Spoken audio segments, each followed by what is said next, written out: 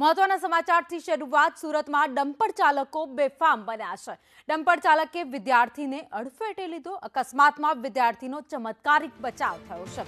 વિદ્યાર્થીને અકસ્માતમાં સામાન્ય ઈજા પહોંચી છે। સ્થાનિકોમાં ડમ્પર ચાલક વિરુદ્ધ રોષ પણ જોવા મળ્યો છે। ડમ્પર ચાલકો સામે કાર્યવાહી કરવા માંગ કરવામાં આવી છે।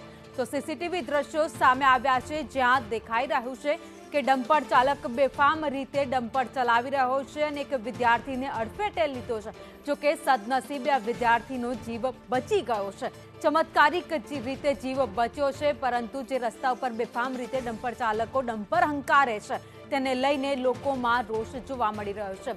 દ્રશ્યમાં તમને દેખાઈ રહ્યું છે કે એક સાયકલ લઈને વિદ્યાર્થી જ્યારે રોડ ક્રોસ કરી રહ્યો છે તે દરમિયાન પૂરપાટ ઝડપે આટલું મોટું વાહન જાહેર રસ્તા ઉપરથી પસાર થાય છે અને આ વિદ્યાર્થીને અડફેટે લે છે। જો કે વિદ્યાર્થીનો સદનસીબે જીવ બચી ગયો છે, પરંતુ આવા ડમ્પર ચાલકો પર રોક લાગે તે ખૂબ જરૂરી છે, કારણ કે અત્યાર સુધીમાં અનેક લોકોને ડમ્પર ચાલકોએ અકસ્માતનો ભોગ બનાવ્યા છે, અડફેટે લીધા છે।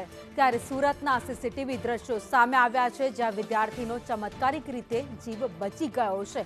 મોનાર્ક સર્કલ નજીકનો આ બનાવ છે। મોનાર્ક સર્કલ નજીક 4 રસ્તા ઉપર વિદ્યાર્થી જ્યારે રસ્તો પસાર કરી રહ્યો હતો ત્યાં દેખાઈ રહ્યું છે કે એકદમ બરાબર વચ્ચોવચ્ચ જ્યાં રસ્તાની પસાર કરવા જાય છે વિદ્યાર્થી રસ્તો, ત્યારે ડમ્પર ત્યાંથી પસાર થાય છે પૂર ઝડપે ને વિદ્યાર્થીને અડફેટે લઈ લે છે।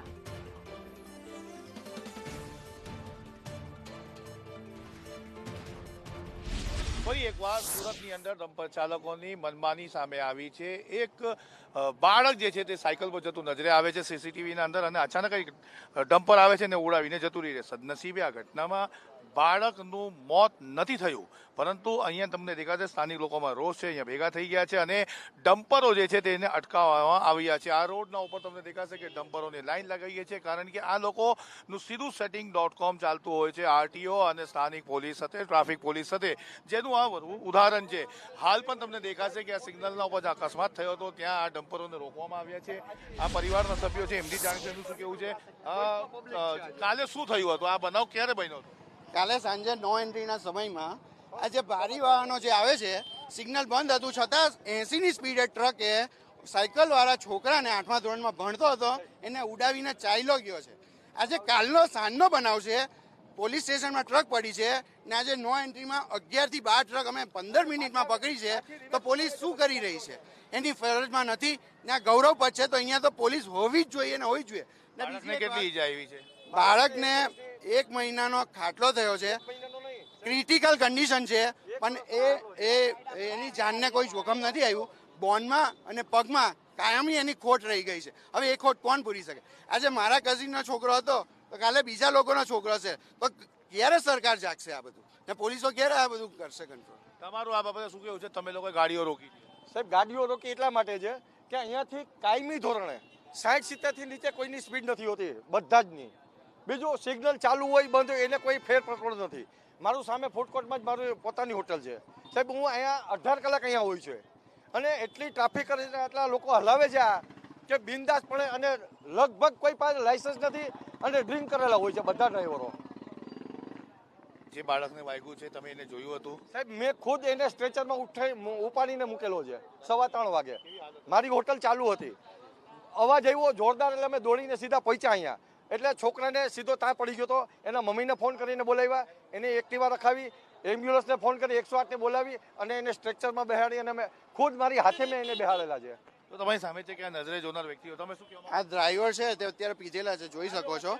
અને બીજી એક વાત કે એના જે માલિક આવી ને એને ધમકી આપે છે કે તમારી થાય તે કરી લે, તો શું એને પોલીસનો બી ડર જ નથી કોઈ બી પ્રકારનો? હું આવતો એટલે મારી સામે ચડાવ્યું, એને પેલા ડ્રાઈવરે મારી સામે ચડાવ્યું, મને ઉપર લે કરવાની કોશિશ કરી। અહીંયા હજારોની પબ્લિક હતી, પેલો ચડ્યો ને પછી કે હું પીડેલો અને થાય તે કરી લેવું। આટલી દાદાગીરી છે તો એને મારીને તો હું પૂજા કરે એની? તો તમારી સામે છે કે સ્થાનિક રહીશો જે છે તે અહીંયા ભેગા થઈ ગયા છે, આ તમામને અહીંયા એ લોકોએ રોકી રાખ્યા છે। અને મહત્વની વાત છે કે આ જે રીતે આખો બનાવ બનીને સામે આવ્યો છે, મોનાર્ક સર્કલ નજીકનો બનાવ છે, અને અહીંયા હાલ હવે પોલીસ પણ આવી ગઈ છે અને અહીંયા બી દેખાઈ દે છે કે આપણા સામે આ કાલે જે અકસ્માત બનેલો એ ડમ્પર તમારું હતું? પેલા ભાઈનું છે, આપણે પેલા બેઠા પેલા શું થયું હતું કાલે? મેં તો હમણાં જ આવ્યો, મને નહીં ખબર। તમે ડ્રાઈવર છો? ના, તો કોણ છો તમે? હું તો અહીંયા જ છું મજૂર. આ ડમ્પરના ડ્રાઈવર તમે નથી? ના. અહીંયા જે રીતે આપણા સામે છે કે આ લોકો હવે ના પાડે છે કે હવે નથી એમ કે અમે ડમ્પર ચાલક નથી, પરંતુ અહીંયા પોલીસ આવી ગઈ છે અને મેં તમને જેમ કીધું હતું કે જે આખો બનાવ બનીને સામે આવ્યો છે એના અંદર બાળકનો ચમત્કારિક બચાવ તો થઈ ગયો છે, પરંતુ એનો મતલબ એ નથી કે આ ડમ્પર ચાલકોને બેફામ બનવાની કોઈ પરવાનગી આપી છે.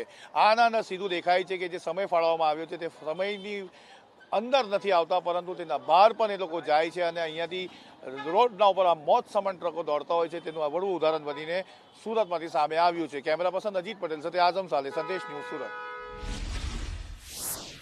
તો સુરતમાં ડમ્પર ચાલકો બેફામ બન્યા છે. લોકોમાં પણ રોષ છે કે દારૂ પીને રસ્તા ઉપર આ રીતે ડમ્પર હરકાવું કેટલું યોગ્ય છે.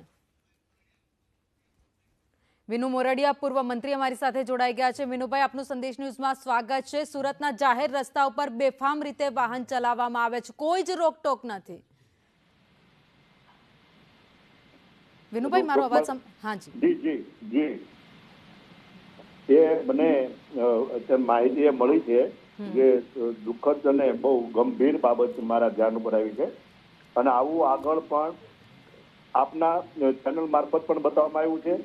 જે બહારના વિસ્તારો જે છે એ મોટા રોડ પર આ ટ્રક ચાલકો જે ડ્રાઈવરો હોય છે એટલા માટે બમ્પ પણ જે મૂકવામાં આવ્યા, કારણ કે જે અમુક વસ્તુ એવું હોય છે કે એના નિયમ હોય પણ છતાંય પણ ઉપર જઈને બમ્પ પણ બનાવવા તંત્ર મદદ કરે છે.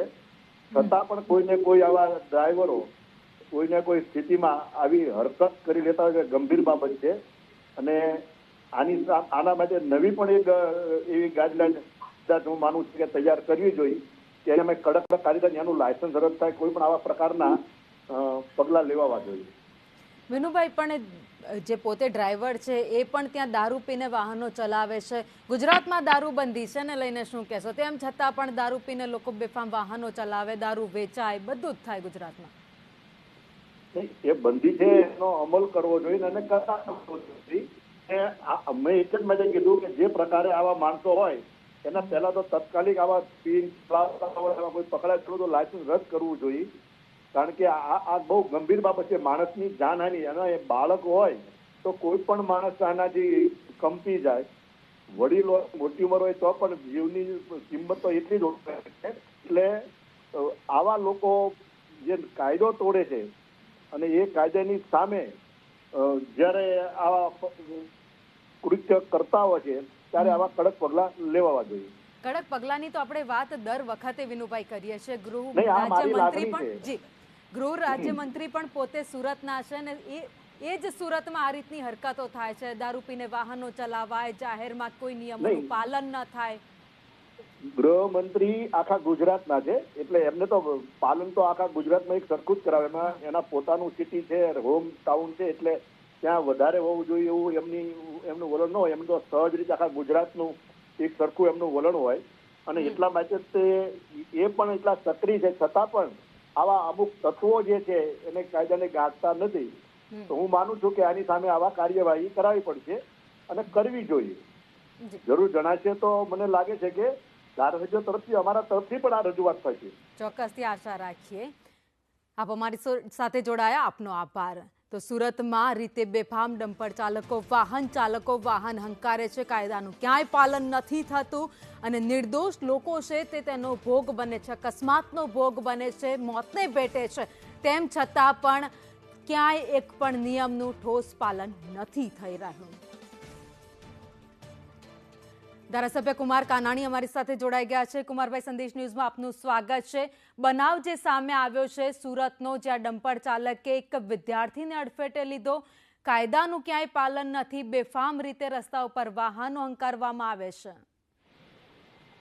આ મુદ્દે મેં ઘણીવાર પોલીસની વિભાગની અંદર, કમિશનરની અંદર, ગૃહ વિભાગની અંદર અનેકવાર રજૂઆતો કરી છે કે સુરત શહેરની અંદર ટ્રાફિકની જે સમસ્યા છે અને એના સમસ્યાને કારણે પોલીસ કમિશનર જે જાહેરનામું બહાર પાડ્યું છે અને ભારે વાહનો ઉપર જે પ્રતિબંધ મૂક્યો છે એ સમયે નો એન્ટ્રી છે, એ સમયે પણ સુરત શહેરની અંદર બે રોકટોક ભારે વાહનો ચાલી રહ્યા છે, જેને કારણે ટ્રાફિકની સમસ્યા તો ઘટાડો થાય છે, પરંતુ એને કારણે અકસ્માતો પણ થાય છે. અને નિર્દોષ નાગરિકોના મોત થઈ રહ્યા છે. તો આ બાબતે ઘણીવાર રજૂઆતો કરી છે, પણ દુઃખની બાબત એ છે કે આ બાબતે પોલીસ વિભાગે ગંભીરતાથી લીધી નથી અને બેફામ વાહનો પ્રતિબંધિત સમયમાં ભારે વાહનો આવે છે અને આવા અકસ્માતો બને છે, જે ખૂબ જ દુઃખદ ઘટના છે. કુમારભાઈ, તમે અત્યાર સુધીમાં અનેકવાર રજૂઆતો કરી છે, કેટલાય મુદ્દા ઉપર અવાજ ઉઠાવ્યો છે. સુરતમાં જે આ ટ્રાફિકની વાત કરી હમણાં, આ ફરી એકવાર આવા જ બનાવો સામે આવવા લાગ્યા છે. હવે પણ આગળ આ મુદ્દે ઠોસ એવી કાર્યવાહી થાય એ જરૂર નથી લાગતી? કેમ કે જેટલી વાર રજૂઆત કરવામાં આવે છે, માત્ર રજૂઆત સાંભળવામાં જ આવતી હોય એવું લાગે છે.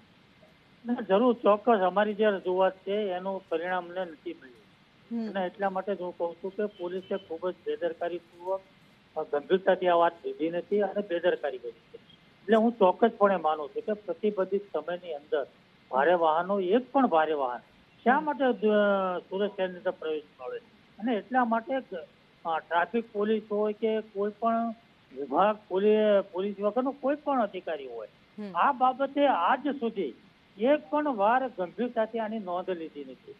અને હું એવું ચોક્કસપણે માનું છું આ ગંભીરતાથી આ બાબતની નોંધ લેવી જોઈએ અને આવા વાહનો ઉપર સંપૂર્ણ કડકાઈથી કામ કરવું જોઈએ. કુમારભાઈ, બીજી વાત એ પણ છે કે જે ડમ્પર ચાલક હતો, વાહન ચાલક હતો, એ નશાની હાલતમાં હતો. એણે કીધું કે મેં દારૂ પીધેલો છે, તમારે જેને કહેવું એને કહી દો. એટલે એવું લાગે છે કે પોલીસના 4 હાથ છે ક્યાંક બધી જગ્યાએ, એટલે જ આવી રીતે લોકો બેફામ ફરે.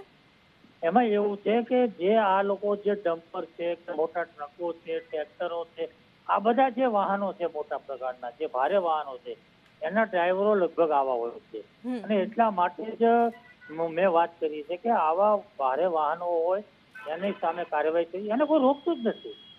આ પોલીસ પણ નથી રોકતી, સુરત પોલીસ પણ નથી રોકતી, કોઈ રોકતું નથી. આ વાહન જ્યાં સુધી પ્રવેશ મેળવ્યો હોય, સુરત શહેરની હદ શરૂ થાય ત્યાંથી પ્રવેશ મેળવ્યો હોય, એને કોઈ પોલીસે રોક્યું ન હોય તો જ અંદર આવ્યું હોય. એને પોલીસે તપાસ નથી કરી કે પીધેલો છે કે ભારે વાહન છે, કેવી રીતે અંદર આવી શક્યું? પીધેલી હાલતમાં ભારે વાહન ચલાવતો ડ્રાઈવર ગાડી અંદર લઈને કેવી રીતે આવી શકે? તો સુરતમાં જ્યાં એન્ટ્રી થતી હોય ત્યાં રોકતું જ નથી કોઈ. એ તો મોટી બેદરકારી છે.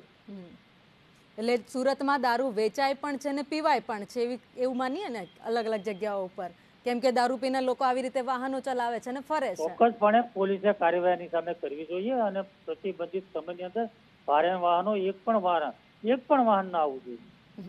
કુમારભાઈ, આપ અમારી સાથે જોડાયા, આપનો આભાર. એટલે વાત અહીંયા સ્પષ્ટ થાય છે કે ગૃહ રાજ્ય મંત્રી હર્ષ સંઘવીનું આ શહેર, એમનું હોમટાઉન છે સુરત, જ્યાં કાયદાનું પાલન નથી થતું. એ બતાવે છે આ સીસીટીવી દ્રશ્યો કે ડમ્પર ચાલક દારૂ પીને જાહેર રસ્તા ઉપર બેફામ રીતે ડમ્પર ચલાવે છે.